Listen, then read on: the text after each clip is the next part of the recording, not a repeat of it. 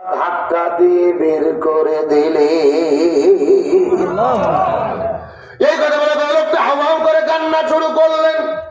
হুজুর, আপনি যেহেতু জেনে গেছেন, মিথ্যা কথা বলবো না, আপনার সন্তানটাকে বাড়ি থেকে বের করে দিয়েছি, এই কথাটা সত্য, কিন্তু তার পেছনে কারণটা কি জানার চেষ্টা করেন। আমার বাড়িতে 3 দিন ধরে কোনো খাবার নাই, 3 দিন ধরে পেটের মধ্যে কোনো খাবার দিতে পারি নাই, স্ত্রী সন্তানদের পেটের মধ্যেও কোনো খাবার দিতে পারি নাই। আমার বাড়ির মধ্যে 2টা ছোট্ট ছোট্ট সন্তান আছে, খাবার না পেয়ে হাউ হাউ করে কান্না করে করে করে করে অজ্ঞান হয়ে পড়ে যায়। 3 দিন ধরে খাবার না দিতে পারার পরে আজকে সকালবেলা বাড়ি থেকে বের হওয়ার পরে কাদের সন্ধানে বের হলাম, এই বাচ্চাদেরকে কিছু খাবারের জন্য ব্যবস্থা করব। কিন্তু সারাদিন আমি ঘোরাঘুরি করার পরে কাজের কোনো সন্ধান আমি পাই নাই। এই জন্য আমাদের সন্তানদের খাবারও কিনতে পারি না। কিন্তু সন্ধ্যার পরে আমি যখন বাড়ির মধ্যে প্রবেশ করতেছিলাম, এমন সময় বারবার আমার মনের মধ্যে একটা কথা মনে হচ্ছিল, আমি তো বড় মানুষ, আরো 2-3 দিন পানি খেয়ে খাবার না খেয়েও বাঁচতে পারবো, আমার স্ত্রীও বাঁচতে পারবে, কিন্তু আমার বাড়ির ভেতরে 2টা ছোট্ট ছোট্ট 2টা সন্তান রয়েছে, এদের মুখের মধ্যে যদি খাবার না দিতে পারি দুনিয়া থেকে বিদায় নিয়ে চলে যাবে।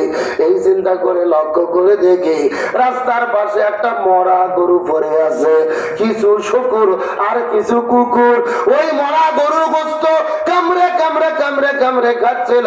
এই দৃশ্যটা দেখার পরে আমি আমার সন্তানদের জীবনটা বাঁচানোর জন্য নিয়াত করে ওই মরা গরুর ভেতর থেকে আমি কিছু গোশত কাটার পরে ওই গোশত নিয়ে যখন আস্তে করে বাড়ির মধ্যে প্রবেশ করেছি, আমার স্ত্রী যখন গোশতটাকে সুন্দর করে রান্না করা শুরু করেছে, এমন সময় আপনার ছেলে ওই গোশত খাওয়ার জন্য আমার বাড়িতে ঢুকে আমাদের কাছে আবদার করেছে, হুজুর, মরা গরুর গোশত আপনার ছেলেকে কেমনে খাওয়াবো?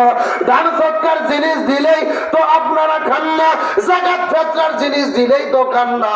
আল্লাহ তাআলা আপনাদের লক্ষ লক্ষ কোটি কোটি টাকার মালিক বানাইছে, কিন্তু আপনার সন্তানটাকে আমি কেমন করে মরা গরুর গোশত খাওয়াবো?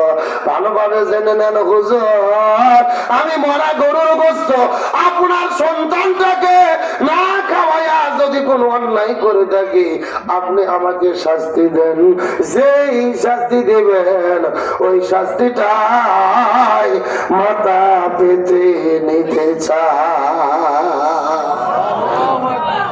মুসলমান ভাইরা, গভীর মনোযোগ লক্ষ্য করুন, সামাজিক ইবাদতের কত গুরুত্ব, এই বিষয়টা বোঝানোর জন্য আপনাদের মধ্যে আলোচনাটা শুরু করেছি।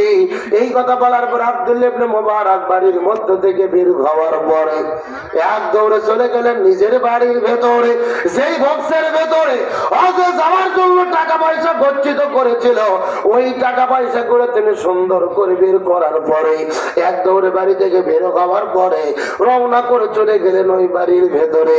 ওই বাড়ির মধ্যে যাওয়ার পরে ওই মানুষটাকে বলে, ভাই, আমি এর আগে কয়েকবার ফরজ হজ আদায় করেছি, এইবার নফল করার জন্য, উমরা করার জন্য আমি যাওয়ার জন্য রওনা করেছিলাম, কিন্তু আমি প্রতি বছর হজ করব, উমরা করব, আর আমার গ্রামের ভেতরে কিছু মানুষ না খেয়ে না খেয়ে মৃত্যুর কোলে ধরে পড়বে, এমন হতে পারে না।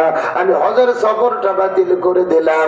ওই হজে যাওয়ার জন্য যেই টাকাগুলো সংগ্রহ করেছিলাম, এই টাকাগুলো আমি তোমাকে দান করে দিলাম, এই টাকাগুলো নিয়ে তুমি ব্যবসা বাণিজ্য করো, অথবা জমির মধ্যে ফসল ফলানোর চেষ্টা করো। এই কথা বলার পরে হজের টাকা ওই গরিব মানুষটাকে দান করে দিলেন। কয়েক মাস পর হয়ে গেল, হজের সফরটা যখন শেষ হয়েছে, আব্দুল্লাহ ইবনে মুবারক তার যেই বন্ধুদের সঙ্গে হজে যাইতে চেয়েছিল, ওই বন্ধুগুলো হজ থেকে ফেরার পরে আব্দুল্লাহ ইবনে মুবারককে ডাকতে বলে, বন্ধু, আমাদের সাথে এত বড় ছলচাতুরি তুমি কেমনে করলা? এত বড় চালাকি তুমি কেমনে করলা?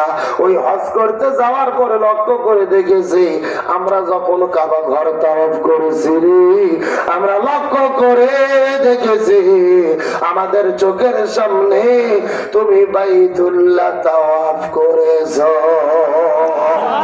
লিল্লাহি তাকবীর।